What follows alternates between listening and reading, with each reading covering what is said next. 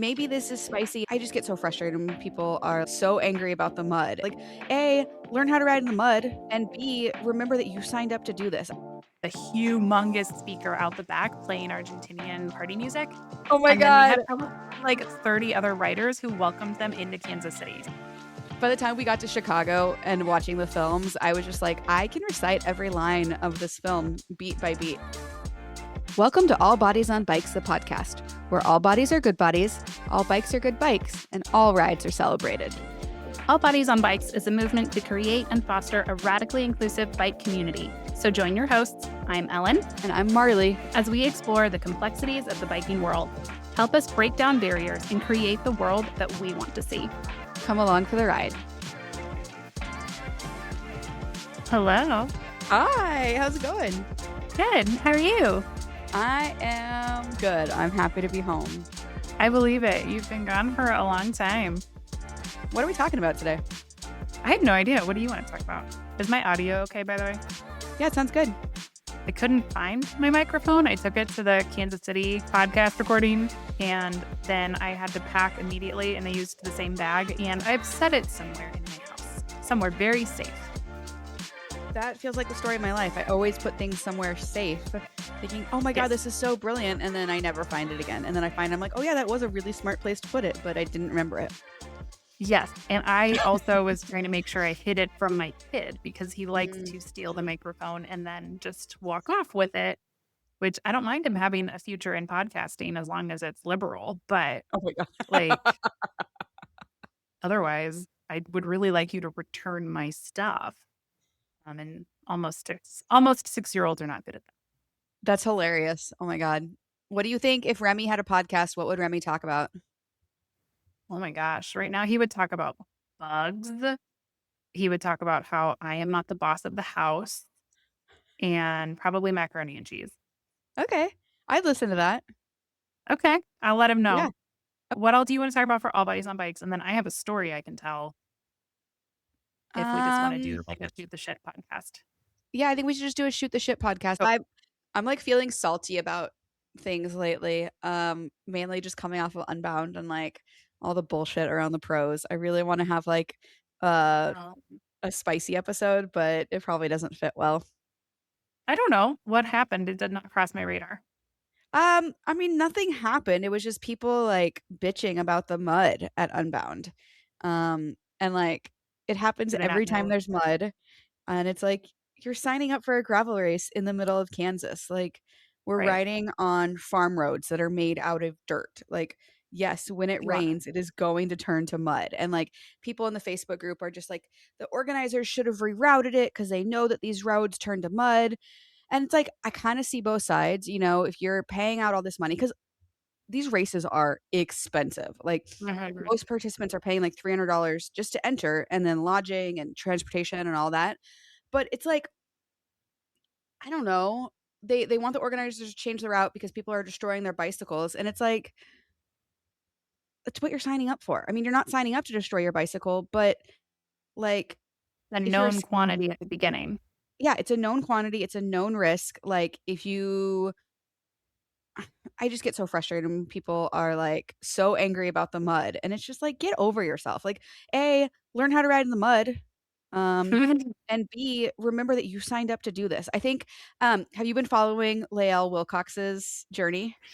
It just came across my radar that she started. Yeah. So she started a couple days in Chicago, but she had this like pre-interview that I thought was so poignant. Like she's basically said, you know, like people say that ultra endurance cyclists, and I would expand this to gravel cyclists, love to suffer. And she's like, I'm not suffering. I'm choosing to do this. You know, if I was a migrant crossing the Darien Gap, that is suffering. And it's like, that's what I just want to like scream from the rooftops. And I've been saying this for years of like, I chose to do this. Like I am willfully putting myself in this situation. And these people that just get so upset about it, it's like, just check yourself. Like think about the privilege that you have to spend a Saturday in the mud in Kansas, like, and all the time and prep work it took to get there. Like there are billions of people in this world who don't have that opportunity to suffer by choice, you know? Like, I don't know. I just get so clearly upset by it. You are. The thing that I'm taking away from this is you know what you signed up for. Yeah. You know that this is an option that will be presented to you when the day comes. There is Yeah. no way that an organizer of anything can control the weather. So why are you not approaching this event with that mindset Yeah. instead of I can't believe they didn't reroute everything because something that is part of the sport. Yeah, and, like, I don't think people realize what rerouting entails. We had a conversation a couple years ago with Matt Hartman, who is an event director, and it's like they submit these permits months in advance. Emergency responders, all the support crews, like, doing a reroute is not a small feat. I think the more popular gravel cycling gets, the more it is attracting a demographic that is very privileged. I think gravel is becoming the new golf, and I don't love it. Oh, wow. I thought you were just gonna say gravel is the new road cycling. You skipped a No, few level. yeah, I and maybe this is spicy and maybe it's not in the spirit of inclusivity, but it's a lot of people who have lived very privileged lives, who have a lot of money, who are coming into the sport and kind of buying their way into this high level, and I don't love it.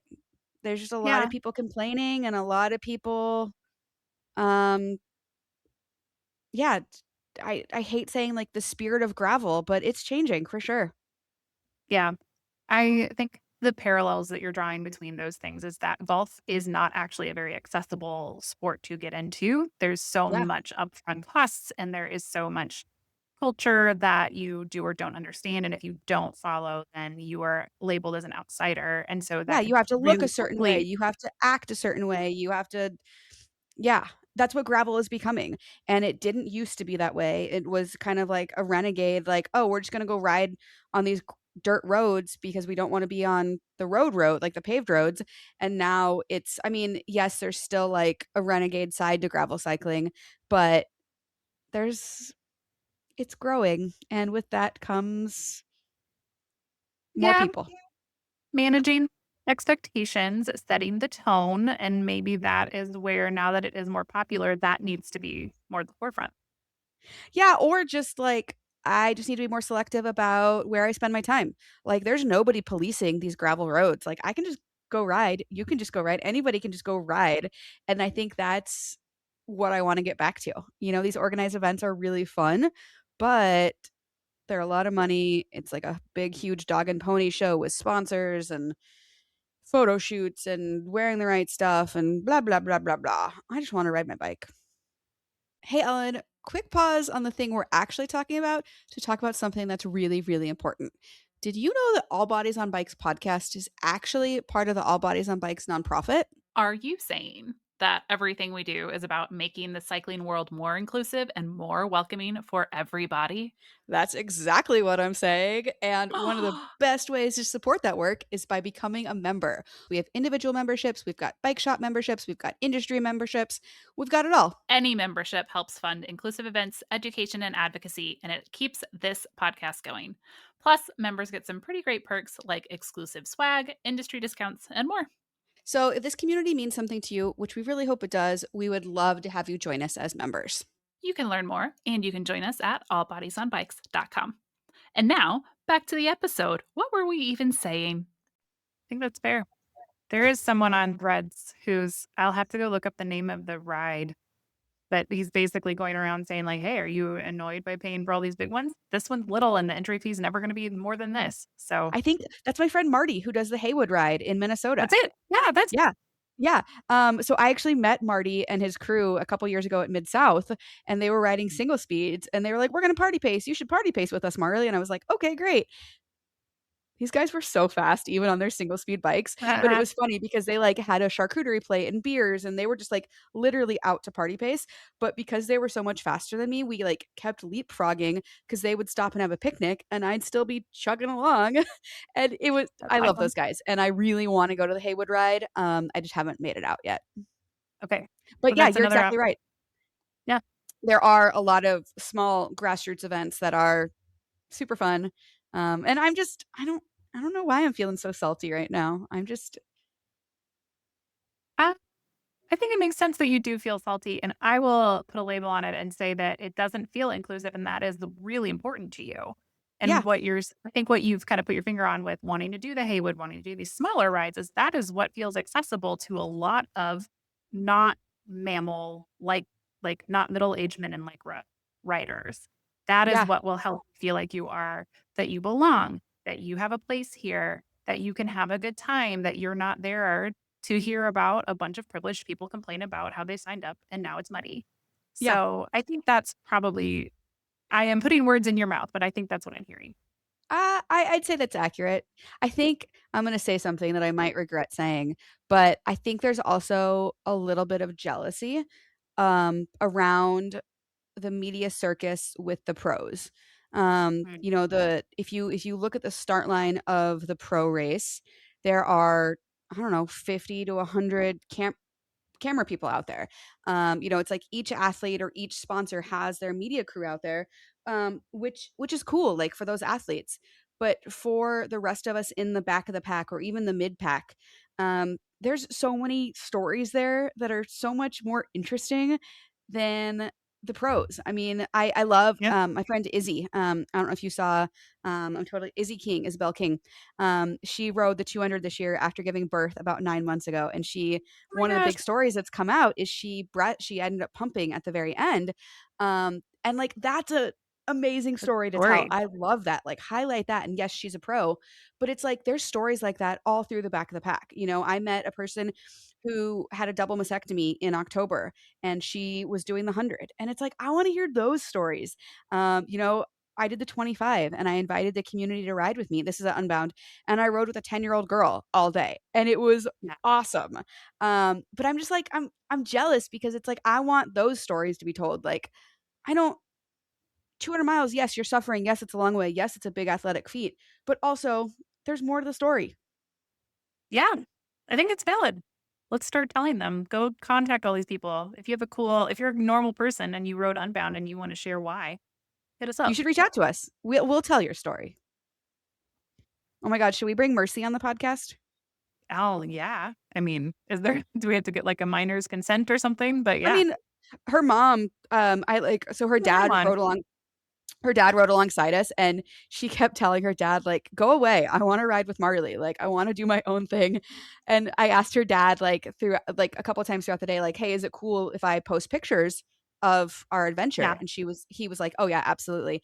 And then afterwards her mom collaborated with me on a post. So I Nice. felt a little weird putting a kid on social media, but the family seems to be pretty open about it and telling those stories. So yeah, Yeah, we that's can the reach out thing. to Mercy and her family and see if they want to come on the Let's do it. podcast.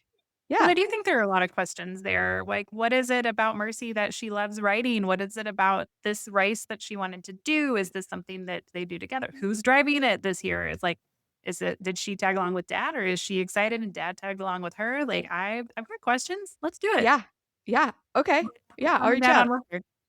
Yay. Okay. Today's episode of the All Bodies on Bikes podcast is brought to you by biketiresdirect.com with a huge selection of inventory from tires to clothing, hydration, nutrition, basically anything you need for cycling.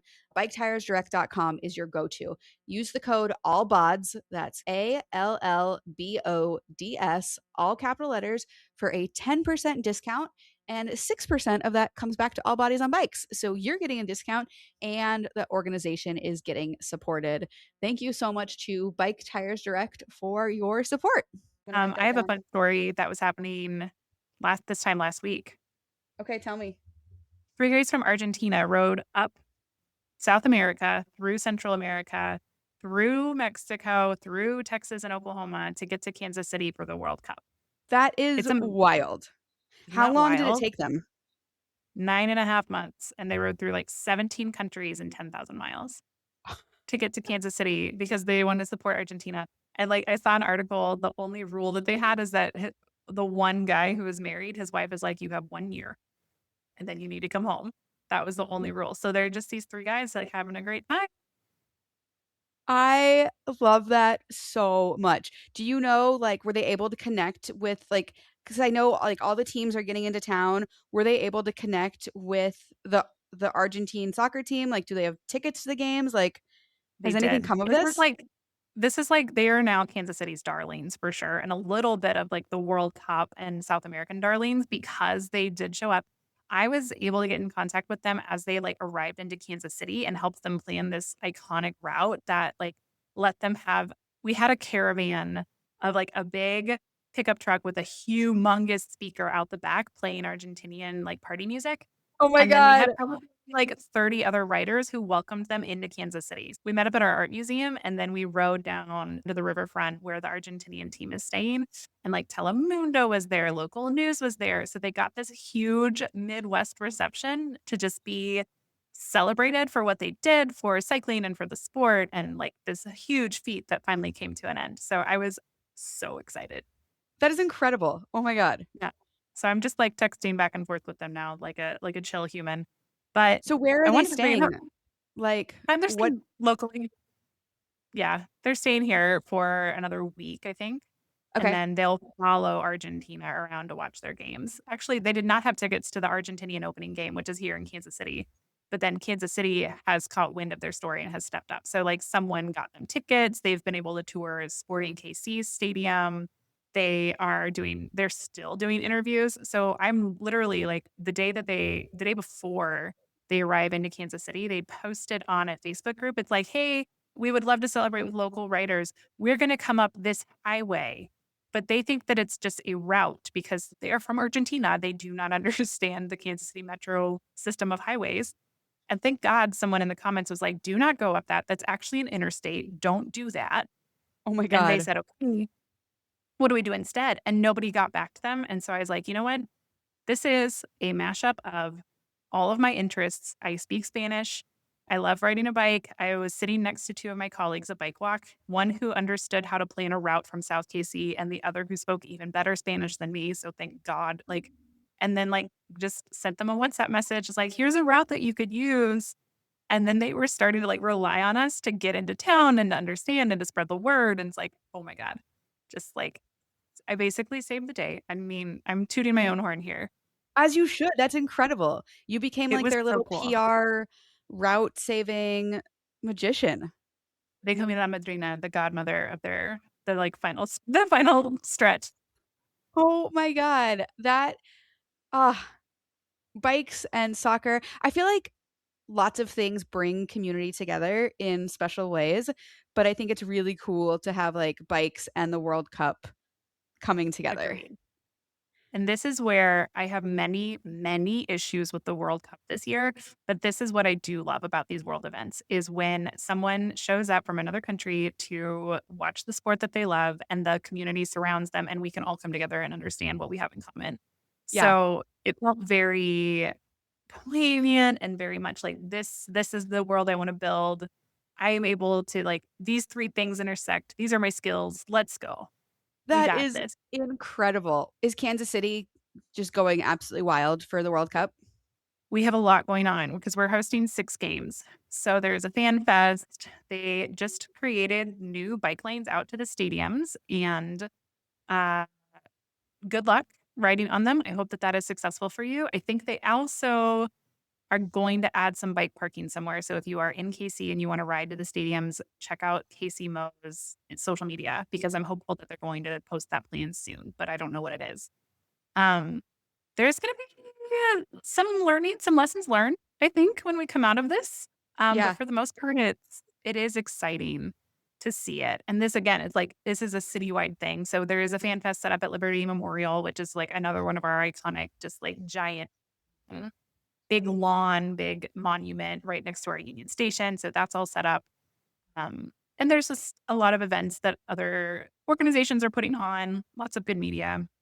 that's so cool. And Kansas City's already, like, a sports city, like, with We're a the sports city fanfare over the football team and, oh, for I'm a sure. little jealous, but that's because Portland has nothing. I think Yeah, there's World Cup games in Seattle, but I have no plans to go up there for that. no. And I don't know that I might go to Fan Fest, but I just it's so unexpected. I don't know what to do yet. Mm, Um, so we'll see.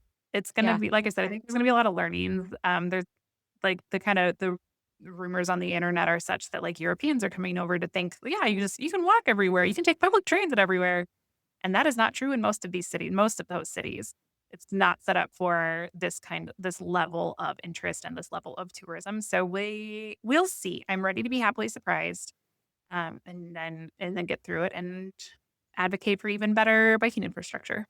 Yeah, I love your optimism, because, yeah, I've been seeing these things all over threads about, like, people are planning to walk to New Jersey, Yep. and people are like, "You can't walk to the game in New Jersey," and so they're figuring it out, but, I hope this is, like, a wake-up call to America. I mean, Lord, it won't be because look at everything else going on, but it's like there is a different way to live, like, you can take trains everywhere, you can ride your bike.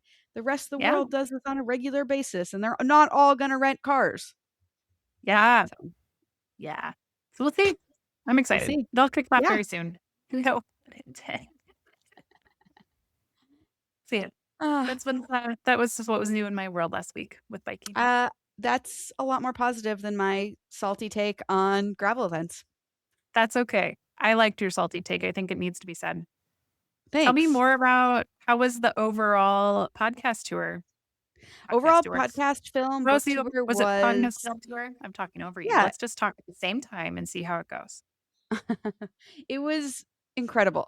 We made 4 stops, so we did Kansas City, Des Moines, Minneapolis, and Chicago, and some folks asked, like, "How'd you pick those places? They're kinda random," and it's where we have chapters, and so we were able to really highlight the work of our local chapters in those cities, hopefully bring some attention to them, and they've all got rides coming up and fun things happening, but then also, like, explore each of those cities by bike. So in each place, we did a group ride and a screening. And then in Kansas City and Minneapolis, we did live podcast recordings.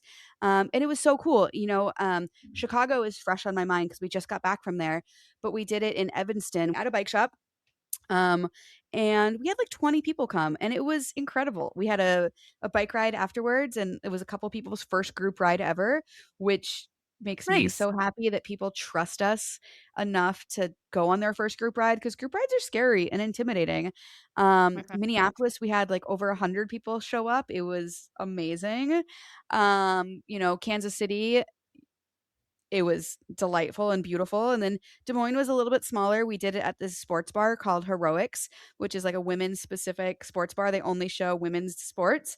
So that was really fun. So it was just cool to like, I don't know, meet the communities we work in, meet the folks who, have I don't wanna say benefited from our work, but become part of our work, and it was it was just like a fun re-grounding, like, this is why we do the work that we do. Yeah, that's exciting. So, I like that you were able to see that in like different areas too. I think sometimes it's easy to see one city can do it really well and others don't, but it's nice to be able to be there on the ground, meet the people who are participating and whose lives are being changed by this yeah. again, the accessibility like we were talking about. So just the openness and welcoming nature of all of these rides. Yeah, and it's funny, we were talking to our Des Moines chapter leaders who were, like, "Oh, man, I wish we had a bigger audience," and, like, yes, that can be true, but also, like, for group rides, I'd rather have 5 people show up than 500 if though because with those 5, you could make a really intentional, connection and help them be seen, answer their questions, and hopefully they leave having a really good, experience versus, like, the Yeah. 500, like, it's gonna be fun, it's gonna be exciting, but when your crowds get big, it's easy for people to fall through the cracks and feel like they're not part of the club or, like, they are too slow, and that's, like, my worst feeling or my worst fear is that somebody comes to one of our events and doesn't feel like it's a safe space for them. And Yeah. so just kind of reframing that of like small can be really good. Sure. Get some Yeah. practice in and really lean into those social policies that we have in place at all bodies on bikes. The way that it's the social norms, making Yeah. sure that everybody gets a hello like, at a certain scale. You either need a lot of leaders to do that or they'll fall through. Yeah, exactly. Exactly. So yeah, it was really fun. We had great weather all the way through. I mean, the only bad weather was at Unbound, where we did do a Yeah. screening there, which was fun. But then the rest of the time it was delightful. Like a little bit of a storm in Minneapolis, but nothing too wild, which is pretty remarkable for being the middle of June in the Midwest. Yes, exactly. I feel like you found one good pocket of weather. I've been all of my rides, it feels like this summer, it's like it's been raining on a Saturday for 3 weeks in a row, so Yeah. sorry about ya. But Yeah. But I guess full circle, you just can't control nature. If you're gonna exactly. ride bike, have a plan. Yeah. Yeah, and I would be remiss if I didn't thank, Shimano and Cleverhood and all the folks that helped support this tour. It really wouldn't have been possible. And so it was thank you to all of our chapter leaders who housed us and took care of us, and we would love to do this in more places. And so that's a good reminder, actually. Both of the films that we screened are available on YouTube. If you want to set up a screening in your community, you don't need permission from us. And we would love to send you some stickers, some swag, whatever. So reach out, info at allbodiesonbikes.com, and we can send you that info. But the films are on YouTube, so you should go watch them and then share them with your communities. Yeah. I loved watching them again. I feel like I could have talked to you about those films over and over again. So we wanna know what questions you have after you watch them too. Yeah, yeah. It by the time we got to Chicago and watching the films, I was just like, I can recite every line of this film beat by beat, I believe which that. is kind of a blessing, but also just like such a strange thing. Like it is. It's so weird. Yeah, super Yeah. weird. The podcast episodes that we recorded in Kansas City and Minneapolis will be out boom, boom. Mhm. So we'll be pushing those out very soon. I enjoyed our conversation in Kansas City. We talked a lot about just how All Bodies came to be and what that impact has become and what is next for All Bodies on Bikes too.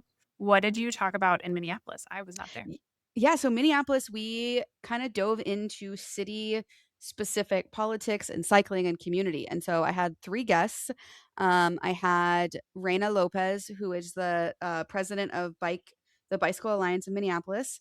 I had John Potts, who's a member of Bonesaw Cycling and our chapter leader, and then I had Pallav Kumar, who is also a member of Bonesaw Cycling, and so we talked about what happened this past winter with ice and the violence there and how the cycling community came together. We heard some really moving stories from Reina, who is an immigrant. She's from Mexico, and how that impacted her life. We heard from Paulav in the winter. They're a brown skinned person, and how they were afraid to commute to work. And so they would have a phone tree with their friends to just be on the phone together while they rode to work to make sure that if anything happened, people would know. And so it was just like a really visceral reminder of how close these things impacted the cycling community.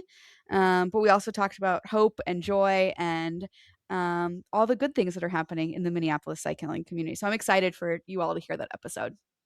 All right. I'm excited to listen to it. Thank you. That sounds Yeah, really thank exciting. you. Yeah. What's next for you? What does the rest of your summer entail?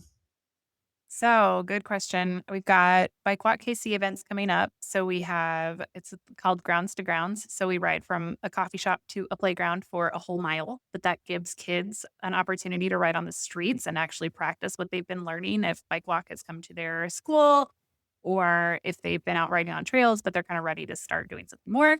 That is happening every Saturday through the end of June. And the very last one is my favorite. It's called Grounds to Goats because there is a small herd of goats who live in one of our parks and they're there to like eat the underbrush and keep things clean. I know a guy who knows a guy who can get the electric fence turned off. Very important first step. And then also give us like goat treats so that the kids can actually like get up and pet them and feed them and learn about why they're there. And then we ride back to the coffee shop.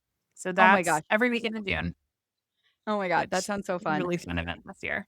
I'm just Yeah. afraid it's already humid as you experienced on your tour. It's already very humid in the Midwest. So we have to I'm watching for rain all the time and I'm watching for humidity and heat indexes already. So Yeah. I am very aware of how climate change is affecting all of these things It's because that wild is for what it's wild. Yeah, this is a summer of weddings for me, even though I'm 40. Ooh. I feel like all my friends are kind of late bloomers, and so I have 3 weddings this summer, which is Oh my really gosh, fun. I know. it is fun. Um, including a couple bachelorette parties. The best thing about it is they're all cyclists, so they'll all be, like, bike weddings. I was gonna One of say, are they them, gonna, like, bike around for their bachelorettes or on their wedding day or yeah. anything? Yeah, one of the bachelorette parties, we're going mountain biking and river tubing, so that'll be fun. And then, Oh my god. actually, that same wedding is being held on Orcas Island, which is one of the San Juan Islands, and they're Okay. organizing, like, a bike train on the ferry to get to camp because, taking your car on the ferry is very expensive. So, Oh, I'm just so excited, like, celebrating that's love and wonderful. bikes, and, I'm actually gonna be here in Portland most of the summer, which I'm so excited Oh, about because bike summer is here, baby. yeah, it's happening. It's gonna be a good Yeah, time. Like, so much yeah. fun.